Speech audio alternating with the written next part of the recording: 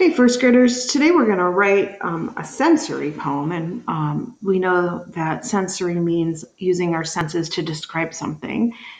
And here it says marshmallow adjectives. Adjectives are words that describe. So we're going to just think about marshmallows, and we're going to use our senses to describe marshmallows. So I can use some of my senses to describe other things as an example. There's Walter. So if I'm using my senses to describe Walter, I can use my sense of touch to talk about how Walter is really, really soft, right? Yes, you are. Or I could use my sense of sight to talk about how Walter is a golden brown color. I'm not going to use my sense of taste with Walter because that would be super gross. But with marshmallows, I can use all my senses. So I want to think about, first of all, what are my five senses? So we have touch, we have sight, we have taste, we have smell, and then we have sense of hearing, which might be the hard one today.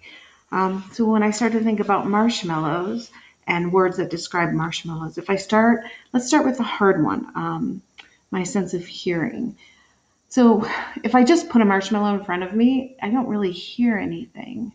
But if I take marshmallows and I toast them over a campfire, I might start to hear like a little bit of a crackle sound when they start to get, especially if they catch on fire, they get kind of like a crackly sound. So I'm going to put crackle. Right? So there's the hardest one. And then I want to think of another sense of the smell. When I toast marshmallows, they smell smoky. So I'm going to have you pause the video. You're going to need this marshmallow adjectives web. You're also going to need the recording sheet to do your poem. And you're going to need the marshmallow craft sheet, which all of those sheets look like this. Right, there's that one, this one, and this one. So go ahead and pause. And once you have all those things together, I want you to use your five senses to describe marshmallows. All right, now that you're back and you've already filled out your marshmallow adjective sheet, I finished filling mine out. So for my sense of touch, I said sticky, gooey. For my sense of smell, I said smoky. For my sense of hearing, I said crackle because of that sound you hear when you toast them. For my sense of taste, I said super sweet. For my sense of sight, I said white. So I'm going to keep this handy because I'm going to need that. And then there are two of these. You only need one unless you want to do more than one sensory poem, which you're welcome to do. So the poem starts with marshmallow and it ends in marshmallow. And then I'm going to go through and I'm going to fill in my adjectives, maybe adding on a little bit to be a little bit more descriptive. We don't have a ton of room. So we're not going to write sentences because this is a poem. But let's see. So marshmallow, sticky, gooey,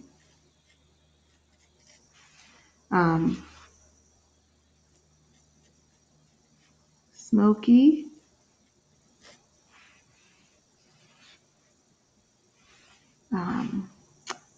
I'm going to add on to white because white's not very descriptive. I'm going to call it snow white, like the color of snow. I'm going to add on, I'm going to think about the crackle one for right now, but I'm going to put super sweet.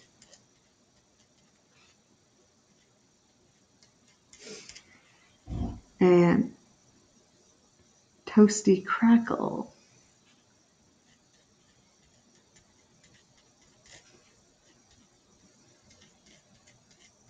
For my sense of smell. So if I read my poem, it says marshmallow, sticky gooey, smoky, snow white, super sweet, toasty crackle, marshmallow.